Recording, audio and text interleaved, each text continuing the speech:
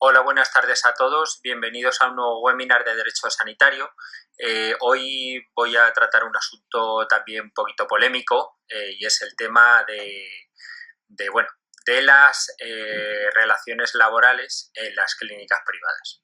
Este webinar es aplicable, pues a todo el mundo que trabaje como autónomo, como falso autónomo o crea que trabaje como falso autónomo, que tenga un contrato y también para aquellas personas que tengan clínica propia, clínica privada sanitaria de cualquier tipo en general, porque esto es aplicable más o menos a todo el mundo y quieran saber cómo realizar bien los contratos o cómo tener bien a los trabajadores. Evidentemente, no voy a aportar la piedra filosofal de los contratos, pero por lo menos para que todo el mundo tenga una idea de cómo está el tema ahora mismo.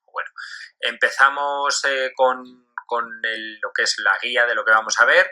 Voy a hablar de los autónomos, voy a hablar del personal laboral, de la gente que tiene una sociedad y de los que no tienen ni contrato ni nada de nada, a ver cómo gestionamos eso.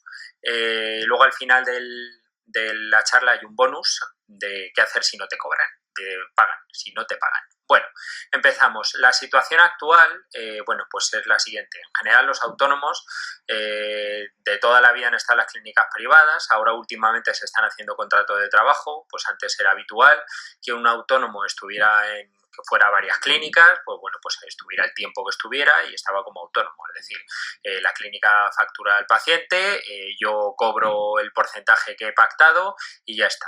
Pues por ciertas cosas se ha empezado a hacer contratos de trabajo y pues hay gente que tiene también ambas situaciones, es decir, que está como autónomo y tiene contrato de trabajo. También hay gente que tiene sociedad, por diversos asuntos pues se ha creado una sociedad, que también es un tema que vamos a tratar en este seminario virtual. Comenzando por el autónomo, pues si atendemos a lo que dice la ley de 2007 del Estatuto del Trabajador Autónomo, tampoco quiero aburriros mucho con leyes, es aquella persona que realiza de forma habitual, personal y directa, por cuenta propia y fuera de ámbito de organizaciones, una actividad económica o profesional a título lucrativo, dando o no ocupación a trabajadores. Es decir, es aquella persona que sin dar cuentas a nadie, pues realiza un trabajo. Pues hay mucha confusión con esto porque pues hay mucha gente que dice que hay una ley nueva del autónomo, etcétera. Todo esto viene porque pues es cierto que ha habido campañas de inspecciones de trabajo en la que se ha considerado que los autónomos como tales, es decir, el autónomo como entendemos de persona que va a una clínica, no cobra al paciente, sino que llega, la clínica no es suya, hace su trabajo y se va. Pues esa gente es para la inspección de trabajo es un falso autónomo. Entonces, pues ha habido oleadas diciendo que había inspecciones, que no las había, oleadas diciendo que hay una nueva ley de autónomo, oleadas que no sé qué. Pues no hay ninguna ley nueva de autónomo desde el año 2007.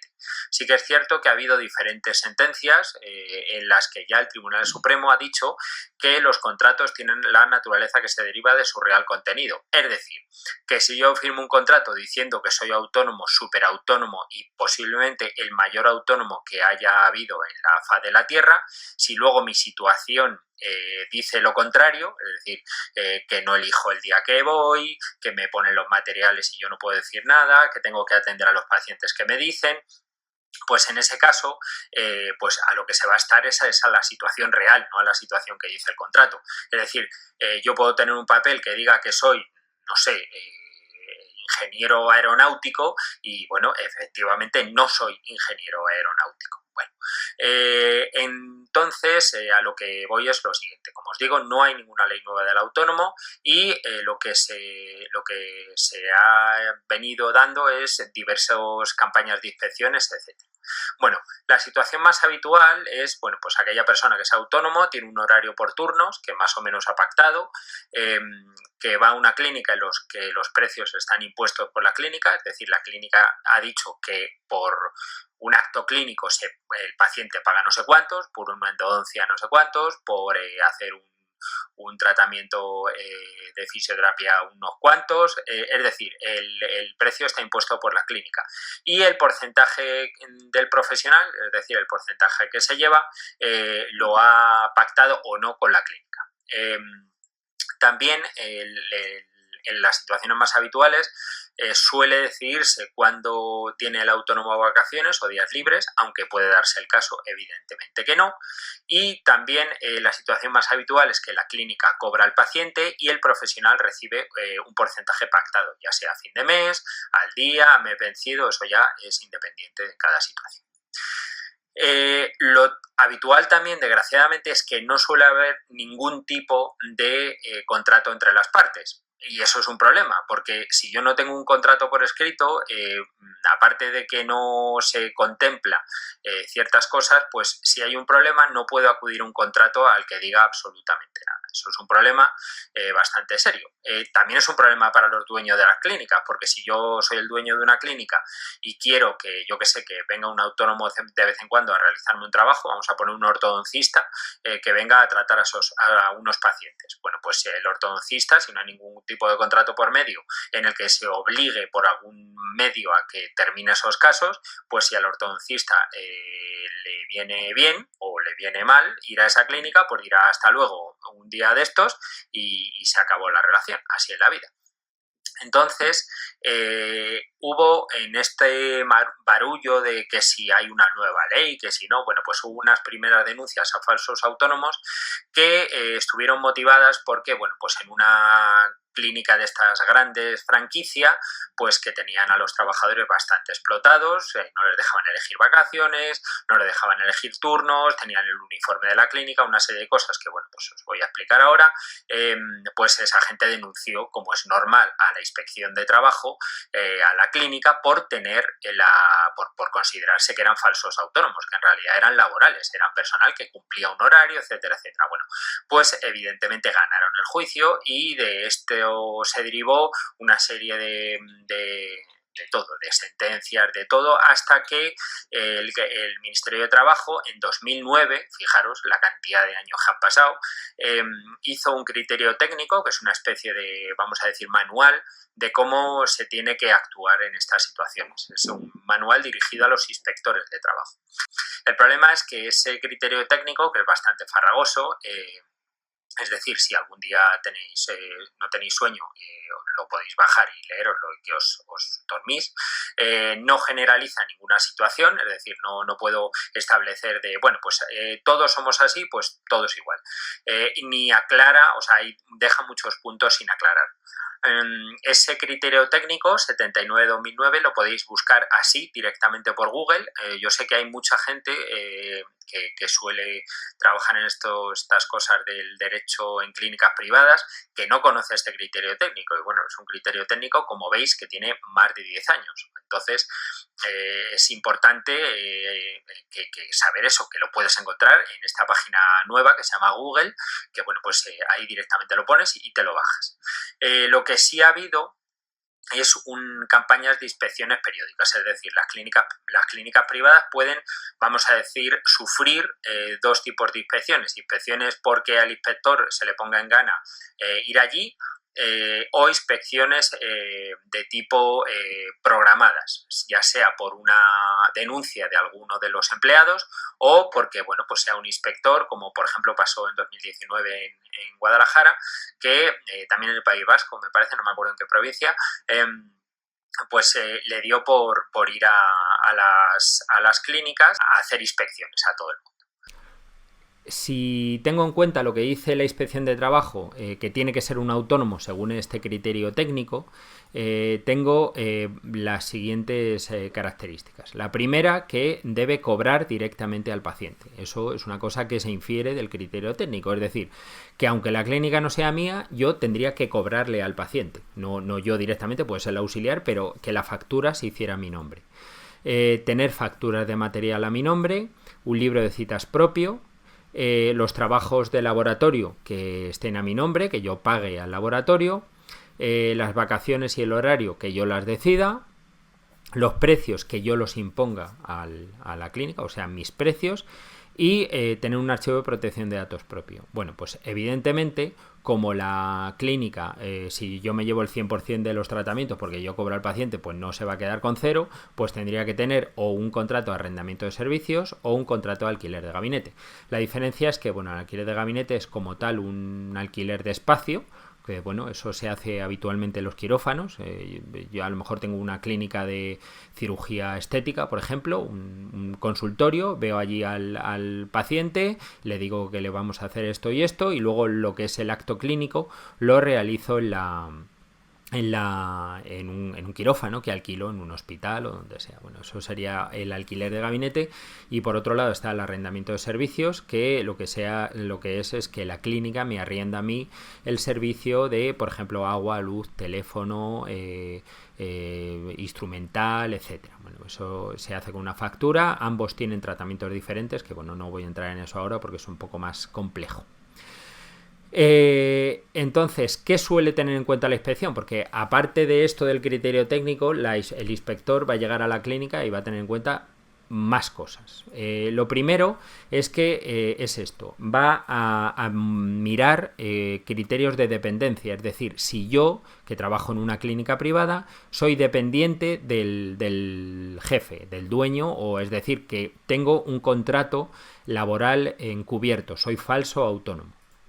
Bueno, en ese caso, en esos criterios de dependencia estaría pertenencia al cuadro de profesionales de la clínica, es decir, que hay un cartel, un cartel de esos a la entrada en el que ponga los profesionales que estén, es decir, eso es encuadramiento en el cuadro médico de la clínica, entonces me podrían decir que soy personal laboral de la clínica porque están en ese cuadro médico, o por ejemplo la gente que tiene en la web que el cartelito ese o la pestaña de quiénes somos. Bueno, pues el quiénes somos es un poco peligroso porque el quiénes somos, si uno es autónomo, pues se supone que no es porque soy autónomo.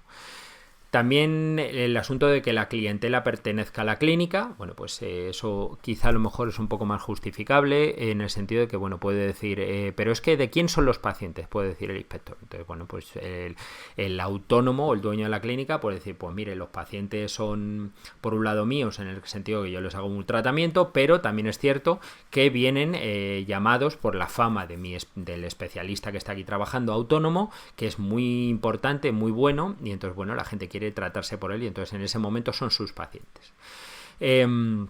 También es importante como criterio de dependencia que la prestación de servicios sea personal, es decir, que si yo me pongo malo o me voy a coger unas vacaciones de 3 meses, pues no mande a nadie a sustituirle. Y si alguien me sustituye, que lo imponga la empresa. Bueno, pues en este caso es lo que se conoce como prestación de servicios personal, que lo considera la Inspección de Trabajo como un criterio de que soy falso autónomo. También los métodos de trabajo impuestos, pues eso cada uno que realiza un trabajo sabrá cómo va. Yo que soy dentista, bueno, pues yo puedo decir que yo que sé, a lo mejor a mí me imponen, yo que sé, trabajar con este laboratorio, o me imponen que a los pacientes con ausencia no sé qué les tengo que hacer un all on 4 o que sé, lo que penséis vosotros. En cuanto a más asuntos, la programación de la actividad, que sería fijación de horario, vamos a decir, es decir, actividad impuesta sería que yo qué sé, los martes haces periodoncia, los miércoles ortodoncia, cosas así. Las instalaciones instrumental y material que sean propiedad de la clínica, esto es importante sobre todo en cuanto a instrumental y materiales, que ahí sí que puedo meter un poco de mano. El horario de asignación de pacientes que lo haga la clínica, también es criterio de dependencia, que la clínica fije las tarifas, que se tenga una retribución fija, periódica y garantizada. Evidentemente, si yo gano lo mismo todos los meses, hombre, a ver, eso canta un poquito y, bueno, autónomo que gane lo mismo todos los meses, la verdad es que es bastante raro. Entonces, si gano lo mismo todos los meses, eso yo tendría cuidado con ese asunto porque, bueno, no puedo tener una retribución fija, eso canta muchísimo. Otra cosa es que esa retribución esté garantizada también, es decir, que si el paciente no paga, me sigan pagando. Entonces, si ese es el caso, también puede ser un criterio de dependencia, es decir, que si el paciente no paga, yo cobro igual. Y, por último, el tema de los uniformes. uniformes, es decir, que yo lleve el mismo uniforme que todo el mundo e incluso una chapita que diga Clínica Pepito y mi nombre abajo, y yo en realidad soy autónomo y no soy de la Clínica Pepito. Si atendemos a los criterios de ageneidad, es decir, aquellos criterios que demostrarían que yo soy autónomo, voy a decir ahora unos cuantos. Tener en cuenta que esto, aparte de en el contrato en el que debo tener con la clínica, en el que se puede incluir todo esto, tiene que haber pruebas para demostrar todo esto, y las pruebas son pues mensajes de texto, mails, de todo, facturas, puede haber de todo para demostrarlo a la inspección.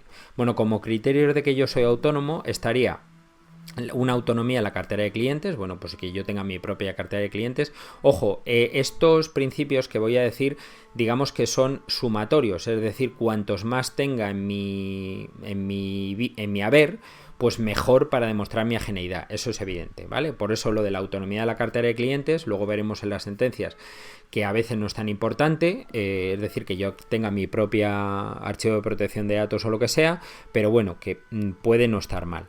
En cuanto a la gestión de las estrategias de mercado, pues que en la publicidad esté yo metido y en realidad pues no sea parte de la clínica, que tenga concierto con seguros de médicos que estén en la clínica y yo esté dentro del seguro médico como integrante de la clínica. Para ser ageneidad pues sería que yo mi publicidad me la haga yo por mi cuenta y yo me busque yo mí mismo mis conciertos con empresas. Que la prestación de servicios no sea personal, es lo que os he indicado antes, es decir, que yo le diga a los pacientes que, bueno, pues que si viene, que me voy a ir un tiempo, bueno, pues que va a venir otra persona a sustituirme. Entonces le diga al dueño de la clínica que voy a enviar a Pepito, que es amigo mío muy bueno y que lo tiene que aceptar. El dueño de la clínica dice muy bien, y eso sería un criterio de ageneidad. También un pago por uso de servicio de la clínica, pues que pague una cantidad de dinero al mes o cuando sea por material, etcétera. Tener en cuenta que ese pago lleva IVA, es decir, la clínica se tendría que dar de alta en el IVA. Los sanitarios en realidad no, a menos que hagan asuntos estéticos. No digo odontólogos o fisioterapeutas o podólogos, pero el resto sí que a lo mejor tendría que estar al asunto del IVA. Aparte, que yo tenga instrumental propio, que eso es muy importante, que tenga independencia en la elección de fungibles o laboratorio, que lo que he dicho antes, que no esté sujeto a horarios, que yo fije las tarifas. Esto es muy sencillo. Yo a principio de año mando un correo electrónico a la clínica diciendo, imaginaos que yo hago una especialidad, voy a partir del 1 de enero, los precios van a ser los siguientes: endodoncia molar 200, endodoncia premolar no sé cuánto. Pues eso es fijación de tarifas por parte del profesional. Evidentemente eso pues es un criterio de ageneidad bastante interesante. El asunto del riesgo empresarial, lo que os he dicho del impago, que si algún paciente no paga, pues yo no cobre. Es lo de no prometer dinero de por sí. Luego después sería la prestación de servicios en varias clínicas, que bueno, pues lo he puesto entre interrogaciones porque a mí personalmente no me parece un criterio muy bueno, porque luego viene el inspector y dice que trabaje yo en varias clínicas, pues que le da un poquito igual. Y lo de la titularidad de la historia clínica del paciente, que va unido a la de la autonomía de la cartera de clientes, lo mismo. Hay algunas sentencias que directamente pues no lo contemplan eso. Pero ¿cuál es la cruda realidad? Bueno, pues la cruda realidad es que, bueno, las clínicas dicen que lo de cobrar al paciente es mucho lío, entonces lo quitan. También es muy habitual que no haya ningún contrato firmado. Hago yo la factura, la clínica me retiene el IRPF, que es importante decíroslo, que si la clínica, que hay que ingresar el IRPF, es decir, que la clínica debe ingresarlo, y si yo recibo el 70% de mi facturación así, es decir, que alguien me retiene el IRPF, no es necesario hacer declaración trimestral. Otra cosa es que yo facture a los pacientes de manera habitual, entonces sí que me tendrían que tendría que hacer declaración trimestral.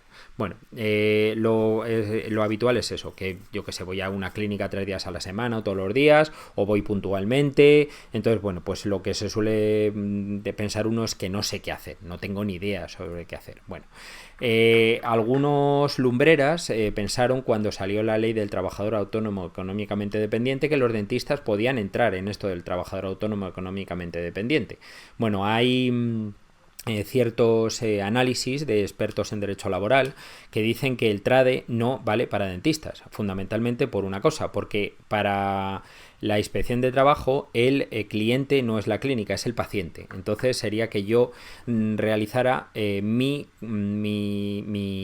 tratamientos solo a una persona. El trabajador autónomo económicamente dependiente es una figura que se creó, pues por ejemplo, para aquellas personas que trabajan durante prácticamente toda la semana para un solo cliente. Imaginaros un transportista, una persona que trabaja en una aseguradora y durante algunos otros días lo que hace es realizar trabajos esporádicos, como puede ser, imaginaos, como lo que os digo, un transportista, imaginaos que trabaja para Bimbo durante toda la semana o durante prácticamente toda la semana, nos nutre de ricos donuts y algunos días entre semana pues lo que hace es algún porte o alguna cosa similar sin tener nada que ver con Bimbo, pues sería algo así. Esto, como digo, incluso ya hay sentencias al efecto del Tribunal Supremo que no admiten el trabajo económicamente, que un trabajador autónomo económicamente dependiente sea un dentista. Bueno, entonces, si nos ponemos a pensar qué debe hacer el dentista, no el dueño de la clínica, el dentista, bueno, pues hay que tener en cuenta que la multa se la ponen a la clínica, no a mí. Yo tengo que pagar mis impuestos, mi IRPF y mis autónomos y ingresar en el banco según lo que declaro. No se pueden hacer trampas porque ya sabéis que Hacienda somos todos y si tengo lío, pues a ver a quién pide justificar. No, es que este dinero me lo ha dado mi abuela. Pues no, no te lo ha dado tu abuela. Ingresa lo que ganes y haz las facturas que hagas, porque eso luego puede suponer un problema muy serio, además que hay que pagar la sanidad. Bueno, lo que sí que es importante es eso, que la multa se la van a poner a la clínica, es decir, la clínica, digamos, es la que tiene que ponerse las pilas en ese sentido. Mis obligaciones como autónomo en ese caso serían todas estas que veis, que diréis, Dios, pero bueno, pues sería hacer la declaración trimestral si estoy obligado, si no la anual. Ya sabéis, si os retienen las clínicas por lo general tenéis que hacer la declaración anual, y lo que hago es de mis facturas quito los gastos deducibles, que bueno, ahora hablo de eso. Hay que guardar todas las facturas 4 años y las obligaciones con la agencia tributaria son todos esos libros, que bueno, en general nosotros los sanitarios privados solo solemos tener o por lo menos manejar los dos primeros, porque los segundos no solemos hacerlo, a menos que tenga una clínica propia, que son el libro de ingresos y el libro de gastos. Bueno, pues se puede hacer un Excel, la agencia tributaria te lo permite, no hace falta tener esos libros que todavía venden en el Corte Inglés de facturas y cosas de ese tipo. En cuanto a las deducciones, bueno, con esto siempre hay que tener mucho cuidado porque hay gente hay asesores que dicen que te puede grabar absolutamente todo. Si yo no soy sujeto de IVA, por ejemplo los dentistas, yo me puedo desgravar todo lo que compre con el IVA, todo lo que compre relacionado con material de oficina, me tengo que comprar unos bolis, unos cuadernos, material odontológico, evidentemente, incluidas las reparaciones, mis gastos de gestoría, mi gasto de colegio profesional y seguro de responsabilidad civil, y otros seguros hasta 500 euros, bueno, ya sea enfermedad, defunción, etcétera. En cuanto a lo del coche, pues como digo, hay muchos gestores que dicen que te lo deduzcas. Yo tendría mucho cuidado con esto. La razón fundamental es que el dentista no necesita un coche para trabajar, por ejemplo, o el podólogo no necesita un coche para trabajar, ni el óptico necesita un coche para trabajar, o el fisioterapeuta. Necesitan pues su instrumental de trabajo. Si nos ponemos en los dentistas, pues un sillón dental, una camilla a los fisios, etcétera, etcétera. Entonces, lo de desgravarse el coche, cuidadito. Bueno, si soy transportista, evidentemente sí me lo podría desgravar. Sumado a esto, si pago algún tipo de alquiler de clínica o lo que sea, también me lo puedo deducir. Si voy a un congreso, puedo deducirme también todo, evidentemente con factura. Hay que tener mucho cuidado con los cursos y los máster porque la agencia tributaria está pidiendo explicaciones de si esa formación no te la han dado ya en la carrera. Entonces, bueno, a veces hay que justificarlo incluso con el programa del máster y con el programa de la carrera. Si soy de alguna sociedad científica me lo puedo desgravar, si libros también, es decir, no vale que te desgrabes el último libro de, yo que sé, de Belén Esteban, sino bueno, pues de la especialidad médica que realizas. Y si te compras algo en el extranjero, algo para tu trabajo, pues desgraciadamente no puedes deducirte esas facturas del extranjero. Bueno, entonces, ¿qué va a hacer si viene una inspección de trabajo? ¿Qué va a hacer a la clínica? ¿O qué hay que hacer? Bueno, lo primero que hay que hacer es evidente que hay que calmarse. Es decir, bueno, pues lo que te va a pedir, de momento en España hay presunción de inocencia, esperemos. Entonces, lo que hay que hacer es calmarse y, bueno, pues es explicar el asunto. El inspector suele ir con un listado en el que se incluye más o menos lo que os he dicho antes como criterios de ageneidad o criterios de dependencia. Entonces, con ese listado va a ir viendo si cumplo o no cumplo, bueno, si cumple el dueño de la clínica con lo que tiene en cuenta con el criterio técnico, etcétera.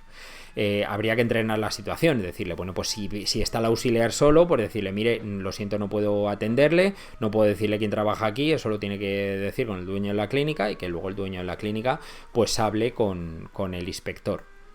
Y lo más importante es lo que os he dicho antes, que es tener evidencias. Eso es súper importante porque el tema de las evidencias es el caballo de batalla en estos casos.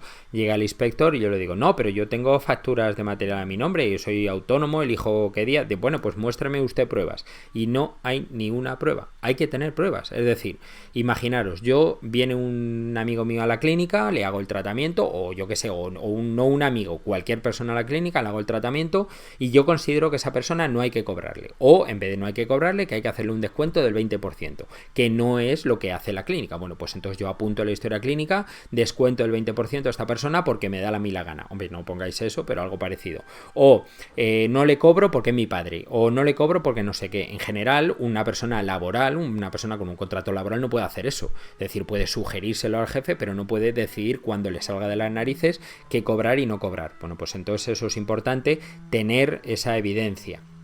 Es lo mismo que lo de las vacaciones. Mandar un mail de no atenderé pacientes del día 1 de marzo al 23 de enero. Bueno, pues a ver si te quieres coger un año de vacaciones, tú verás, pero pues es algo parecido. Pues eso, un mensaje o lo que sea para tener esas evidencias que digan que yo soy autónomo. Y esto es importante, no vamos a ir a la cárcel, evidentemente. Bueno, va a haber multa, lo que sea, pero bueno, el autónomo no dueño de clínica no va a ir a la cárcel, ni le van a multar ni nada. Por eso el dueño de la clínica tiene que tener cuidado. Y bueno, si estoy en una clínica, estoy a gusto y de todo, pues eso, tener cuidado. Bueno, todo esto lo estoy hablando con conocimiento de causa, porque hay sentencias que dan la razón a las clínicas. Es decir, hay mucha sentencia que es cierto que le han pillado al dentista al dentista o al dueño de la clínica, vamos a decir, con el carrito del helado, pero también es cierto que hay veces que el dentista o el fisio o el óptico o lo que sea, pues tenía las cosas bien y entonces por eso le han dado la razón. Las sentencias que voy a poner son todas de odontología, pero bueno, yo creo que son asimilables a otras profesiones sanitarias. Tenemos esta sentencia de la Sala 7 del Juego de lo Social de Madrid. Bueno, pues es iniciado, fijaros, por una dentista que echan a la ortodoncista de la clínica. Bueno, pues ella coge y denuncia que ha habido un despido improcedente y dice que era falso autónomo. Ella iba 2 días a la semana, 2 medios turnos, y usaba el personal auxiliar, aparato, material instrumental de la clínica, aunque, según consta, podía llevar su propio material. En las citas, ella decidía cuándo se le daba cita a los pacientes y si no podía acudir los días indicados, se anotaba en la agenda, fijaros, una prueba, y se adaptaba el horario. Elegía sus vacaciones comunicando a la clínica otra prueba. Además, la ortodoncista elegía proveer de materiales que compraba la clínica y no participaba en los gastos. Fijaros que tiene pruebas a favor y pruebas en contra. Bueno, también la ortodoncista aconsejó precios a la clínica y ellos lo fijaron, porque además había pruebas, y la retribución no era fija, sino que era un 45% restado de los gastos de laboratorio.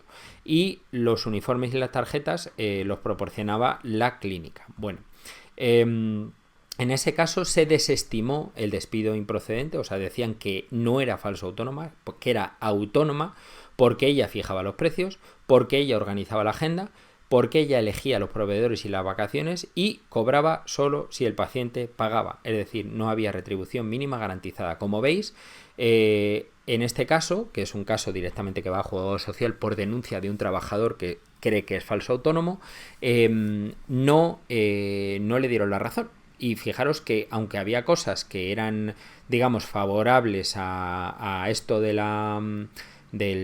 este tema del falso autónomo, pues también había cosas que decían absolutamente lo contrario. Otra sentencia es esta del Tribunal Superior de Justicia de Bilbao de 2018, que bueno, esta en este caso la inicia la Inspección de Trabajo. La Inspección de Trabajo va, en la clínica hay un ortodoncista, curiosamente casi todos los casos son de ortodoncistas, no sé por qué. Era autónoma y ella traía su material, pero usaba el personal auxiliar y fungible de la clínica. Ella decidía cuando se daba citas a los pacientes, si no podía acudir se anotaba en la agenda y se adaptaba el horario y elegía las vacaciones comunicándoselo a la clínica. En este caso no, dentro de la desestimación, o sea que no se consideró que la Inspección de Trabajo tuviera razón y que fuera falso autónoma, se decía lo siguiente. Primero, que no es importante que trabaje en varios sitios. Es lo que os decía antes, que a mí ese criterio que dice la Inspección de Trabajo, que es bueno que trabaje en varios sitios, pues bueno, pues fijaros en esta sentencia, dice que le da igual. Por otro lado, tampoco es importante que trabaje a porcentaje, curioso, y tampoco es importante el horario variable. Pero, sin embargo, es importante a favor de la geneidad, que es por lo que le dio la razón el tribunal a la clínica en lugar de a la Inspección de Trabajo, es porque no había carácter personal de la prestación, es decir, si ella no podía acudir, acudía otra persona en su nombre, que no imponía a la clínica, sino que imponía a ella.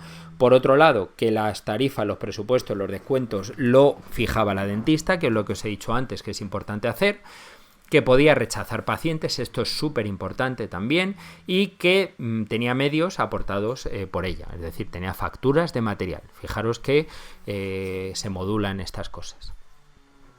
Si seguimos adelante, tenemos esta sentencia que ya es del Tribunal Supremo, ojito, estos son palabras mayores, es un tribunal top, que es de 2015. Bueno, también dos ortodoncistas que iban a una clínica y no facturaban al paciente, pero según la sentencia, que fue venía derivada de una denuncia de la Inspección de Trabajo, no están insertadas en la organización de la empresa por lo siguiente: eran libres de aceptar pacientes, no estaban sometidos a un horario, decidían ese horario y los días de descanso, no estaban sujetas a la potestad sancionadora o disciplinaria de la empresa, es decir, no puede, si no vienes, ponerte una sanción, no tenían sueldo fijo, importe garantizado y no tenían exclusividad. Es decir, aquí, por ejemplo, si se tiene en cuenta que van a otros sitios, fijaros qué curioso.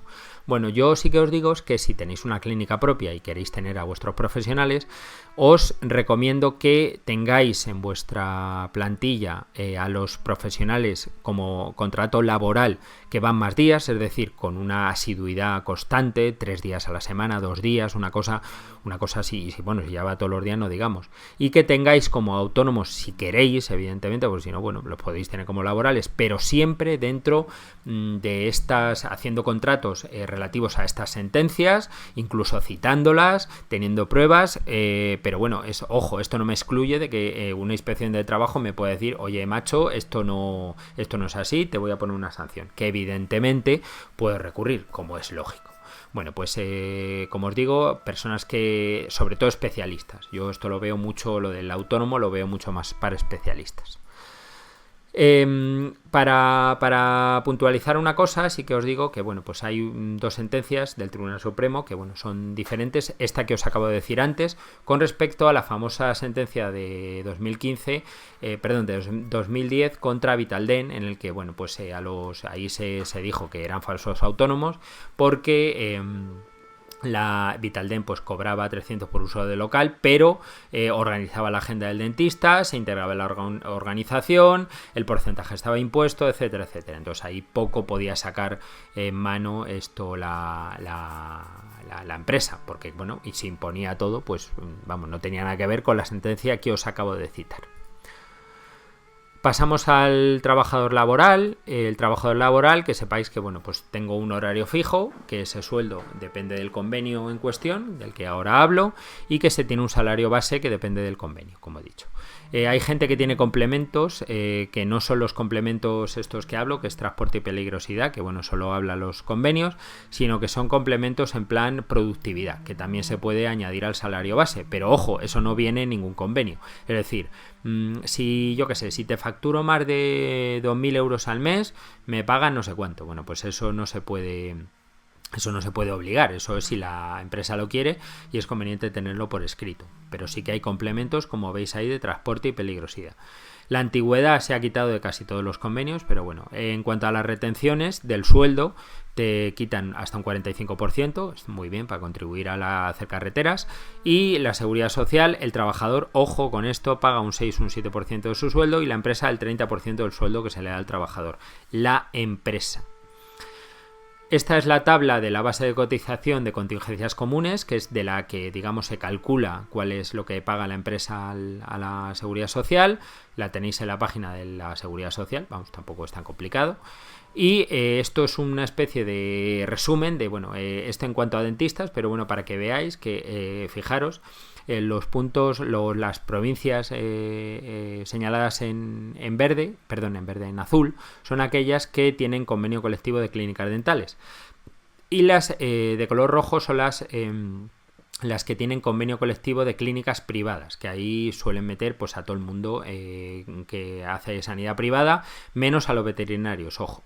Entonces, si alguno tenéis dudas sobre si en vuestra comunidad hay o no convenio colectivo, bueno, pues mirarlo directamente en la web de alguna agencia sindical. Fijaros también que es muy curioso que hay provincias que a lo mejor la comunidad autónoma no tiene un convenio común, pero una provincia sí, por ejemplo La Coruña o por ejemplo Málaga o Guadalajara o Valladolid en caso de Castilla-La Mancha y Castilla y León. Bueno, pues en este, o por ejemplo Las Palmas. Entonces eso hay que estar atento a si mi comunidad tiene o no. Bueno, pues poniendo como ejemplo el convenio colectivo de clínicas privadas de Madrid, ahí te pone un horario anual, que es un poco curioso porque la gente lo está calculando mal. El horario anual es cuántas horas tengo que trabajar al año. Entonces el 1680 es el máximo de horas anuales. Para jornada completa hay mucha gente que dice que son 40 horas semanales y no son 40. Si yo divido 1680 entre los días quitando vacaciones y fiestas, me da aproximadamente 36,5 horas semanales, no 40. Entonces, si alguno está haciendo 40 horas, que sepa que está haciendo horas de más, no por nada. Luego se da en el convenio un mes de descanso retribuido, que tiene que ser preferiblemente entre meses de junio y septiembre. La retribución va según tablas, las tablas están al final del convenio, pues bueno, según eres licenciado, auxiliar, etcétera, etcétera. Y se da un complemento de transporte. Ojo, los complementos de transporte, si viene el convenio, te lo tienen que dar sí o sí, incluso si vives al lado de la clínica. Otra cosa es que hagas teletrabajo, en ese caso no hay que dar complemento de transporte, pero si vives al lado de la clínica te lo tienen que dar, así es la vida. Hay también en el de la Comunidad de Madrid un complemento de puesto, pues para gente que tiene a lo mejor un puesto un poco más peligroso, gente que trabaja en radiología o cosas de ese tipo, en análisis clínicos, y también hay un puesto para el responsable sanitario, que es el complemento de responsabilidad. El responsable sanitario es aquella persona encargada de realizar la desinfección o vamos, el control de todo ese tipo de cosas. Bueno, el laboral, ¿a qué problemas se enfrenta? Bueno, el primero sería que hay gente que obliga a sus empleados a que se paguen ellos mismos la seguridad social. Eso evidentemente es súper ilegal.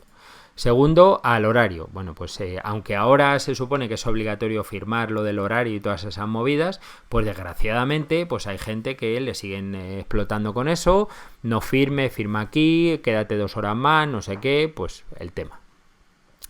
Las vacaciones, pues hay gente igual que quieren lo mejor del autónomo y lo mejor del laboral y no solo quieren que se paguen su propia seguridad social, sino que se paguen sus propias vacaciones. Es decir, en medio de vacaciones se lo van quitando el dinerito de otro lado. Y por último, lo que viene a ser el dinero negro, que desgraciadamente pues también está muy en auge. A lo mejor te hacen un contrato, lo típico, te voy a hacer un contrato por lo mínimo y el resto ya te lo doy en negro. Bueno, pues la verdad es que a mí no me interesaría mucho tener un contrato de 200 euros al mes y el resto que me den 3.000 euros en negro, porque dime tú qué hago con el negro. Nada, que lo voy a meter en el banco. Entonces pues sí que os recomiendo que bueno, pues tengáis cuidado con ese tipo de cosas. Entonces y que sepáis también que el trabajador laboral tiene que tener seguro de responsabilidad civil obligatorio propio, bueno, pues como lo tiene el autónomo. Y ojo, la clínica, si tenéis trabajadores a vuestro cargo, siendo un trabajador, digamos, que haga algún tipo de actividad clínica, pues un dentista, un fisio, un óptico, etcétera, tener en cuenta una cosa muy importante: hay que tener un seguro de la clínica, pero no el seguro de continente y contenido por si alguien se cae al suelo, sino un seguro de los profesionales. Eso ya tanto si los que vienen a la clínica son laborales como si son autónomos, ojo. Es decir, si viene un tío que es autónomo a mi clínica, tiene su propio seguro de responsabilidad civil y soy yo el que factura el paciente me puede denunciar a mí también. Así que muchísimo cuidadito con eso, hablar con vuestro seguro de responsabilidad civil si sois dueños de una clínica y tenéis trabajadores a vuestro cargo, porque hay que meterlos en el seguro. La empresa, si eres laboral, paga el uniforme, zuecos, material protésico, es decir, a vosotros no os pueden cargar con absolutamente nada. El responsable civil es la empresa, si tengo algún problema. Y los incentivos y porcentaje de estos que os he hablado antes llevan IRPF y seguridad social. Así que eso, y cuidadito con el dinero negro. Hay mucha gente que tiene varios contratos laborales en varias clínicas. Bueno, pues hay una cosa que si para no superar el tope de cotizaciones, si supero el tope máximo, que estaba en 3.230 la última vez que lo miré, es decir, 3.230 de cotización a la seguridad social, que es lo que pagan las empresas, se dividen las cotizaciones. Eso hay que avisar a las empresas si trabajo en varios sitios. Entonces, laboral autónomo, ¿qué hago? Bueno, pues en general hay que estar a lo que la clínica diga. Bueno, pues la clínica es soberana en eso, pero ojo, si no dice nada y vas a ser laboral, cuidadito que tenemos nuestros derechos.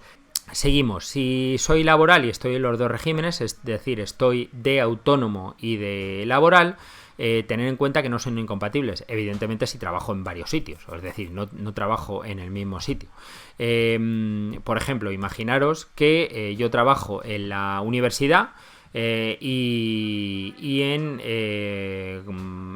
clínicas. Bueno, pues entonces en ese caso pues se puede hacer. ¿Qué pasa? Pues el problema es que pago 2 veces la seguridad social. Ahí está la vida. Pero no cotizo 2 veces, es decir, para la jubilación. Hay una cosa muy divertida en la web de la Seguridad Social, que es como una especie de calculadora de cuánto te va a quedar de jubilación, si es que tenemos algo cuando nos jubilemos. Entonces os recomiendo que no lo miréis, porque vais a llorar. En cuanto a la pluriactividad, que es lo que os he dicho, trabajo de laboral y autónomo, hay una cosa que ahora mismo es automática, es decir, antes había que solicitarla, que es la devolución del 50% de las cuotas de autónomo si cotizamos entre los dos regímenes, laboral y autónomo, 12.368,23 euros. Y diréis, my God, pues efectivamente es un pastón, pero si cotizo entre ambos, imaginaos, tengo 2 contratos laborales, soy autónomo en no sé cuántos, pues ahí está, 12.300, que es lo que sería la suma de las cuotas de laboral y autónomos. En realidad no hace falta pedirlo, ya lo hacen automáticamente. Antes había que ir allí, mejor que no haya que ir. Entonces, si tenéis derecho a ello, al principio, bueno, no, suele ser en marzo, una cosa así, la Seguridad Social os manda un abono y entonces tú te pones muy contento, pero como suele ser a la vez que tienes que pagar la declaración de la renta, pues como se dice en inglés, the eaten for the served, lo comido por lo servido. Bueno, vamos a acabar en la diferentes tipos con lo de la sociedad. Bueno, pues lo de la sociedad, mucha gente dice eso, me conviene hacer una sociedad. Con el tema este de los falsos autónomos o lo que sea, hay muchos asesores que tuvieron la feliz idea de recomendar a la gente que se hiciera una sociedad. Bueno, pues el problema de hacerse una sociedad es que la sociedad, pues tienes que tener una facturación bastante alta, porque bueno, pues para gente que tiene clínica propia puede ser interesante.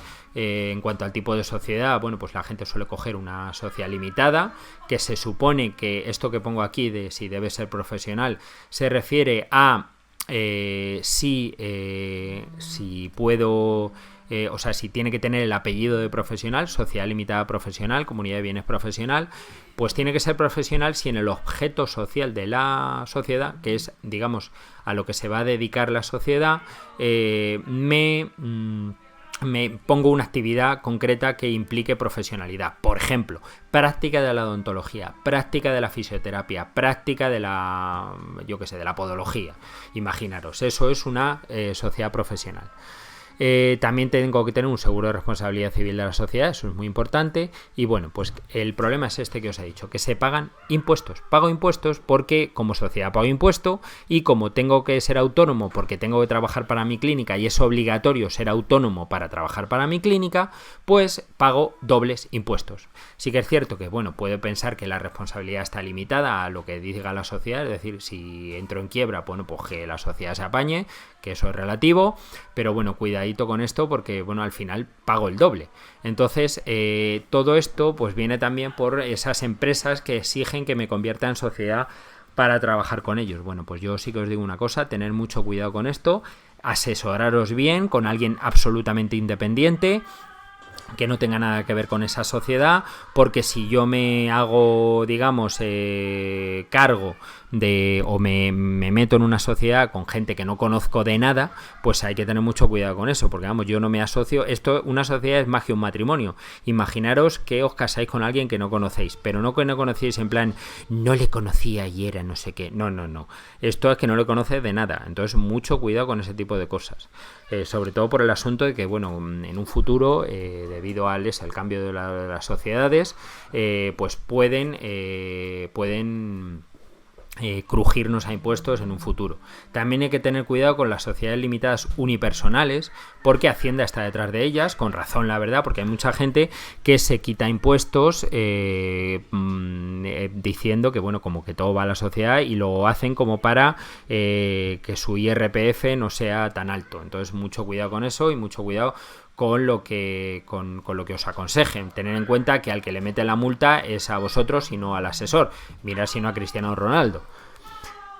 Por eso yo, en cuanto a la gestoría, bueno, pues hay que intentar tener un gestor con experiencia, así que cuidado con la familia, porque a él no le ponen la multa. Bueno, pues hablar con él antes, exponer esto que os he contado y tener en cuenta que la cuota de la gestoría se desgrava. Y entonces, bueno, ¿me interesa siempre? Bueno, pues eso ya depende de vosotros. Si os podéis hacer vuestros impuestos, bien; si no, si hacéis lo que os he dicho de al año, la declaración de la renta os toca anual, pues a lo mejor no compensa tener una gestoría todos los meses, sino, bueno, pues cuando llegue el momento de hacer la declaración, pagar a una gestoría que te la haga. A lo mejor resulta más interesante. Otra cosa es si tengo una sociedad, que ahí sí o sí tengo que tener una asesoría, porque tiene que hacer varios libros y todos esos líos, y cuidadito con eso.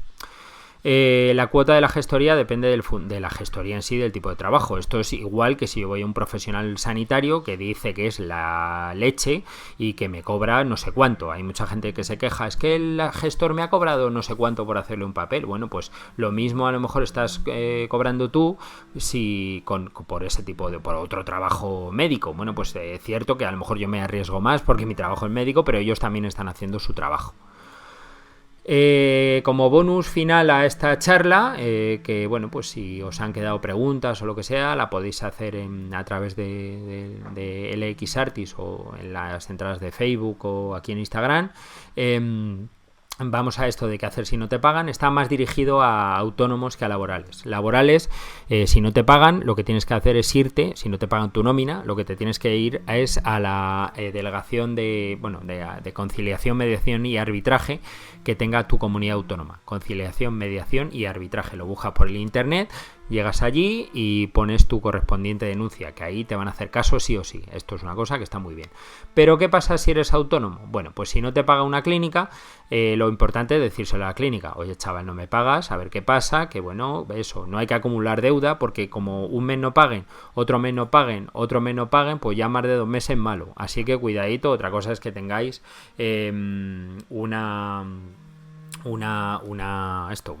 confianza bestial con la clínica, veáis que lo están pasando mal, como por ejemplo la situación actual. Hombre, a ver, yo esto lo estoy diciendo para gente malvada, que la hay, gente malvada. Bueno, pues entonces, en ese caso, lo primero que hay que hacer es poner un burofax. Un burofax sería una especie de como decir, estoy como haciendo oficial mi deuda, ¿vale? El burofax se pone en correos, hay modelos de burofax en internet, no os hace falta que os lo haga ningún gestor, o bajáis, ponéis burofax sin pago, o bajáis un modelo, lo rellenéis con vuestros datos y es una especie de ultimátum, es decir, o en 15 días no me pagas o me voy a monitorio. Ojo, no me voy a otro lado, me voy a monitorio. ¿Qué es el monitorio? El monitorio es un procedimiento judicial muy rápido en el que no hace falta ni abogado ni procurador, por el que pues yo puedo reclamar una deuda y obtener un título ejecutivo de pago, que sería como una especie de palo para darle al acreedor, que es muy legal, vamos a decir, y que ya os digo que no hace falta abogado ni procurador. Se presenta en el juzgado correspondiente a la zona donde esté la clínica y en internet igualmente en la página del Consejo General de Poder Judicial podéis encontrar un manual, ponéis manual monitorio Poder Judicial y ahí os explica todo el asunto. También hay alguna gente que, bueno, dice, pues mira, ya de paso voy a denunciarle por falso autónomo porque me tenía aquí a tope de power. Bueno, pues entonces, pues si queréis hacer eso, pues lo hacéis. O vais a la inspección de trabajo y listo. En la inspección de trabajo miráis en el Google inspección de trabajo y ahí están. Inspección de trabajo y vuestra comunidad autónoma.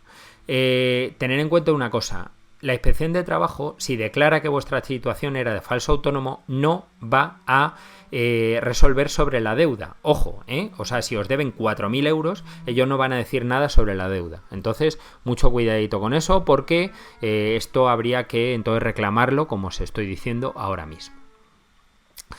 Si el otro dentista, la persona que me debe dinero es colegiado, pues ya sea dentista, fisio, podólogo, pues bueno, si quiero puedo denunciar al colegio porque dentro de todos los códigos de ética profesional está en tratar con la suficiente, decencia, vamos a decir, al compañero. Entonces, no pagar, pues puede atentar contra el código de ética profesional.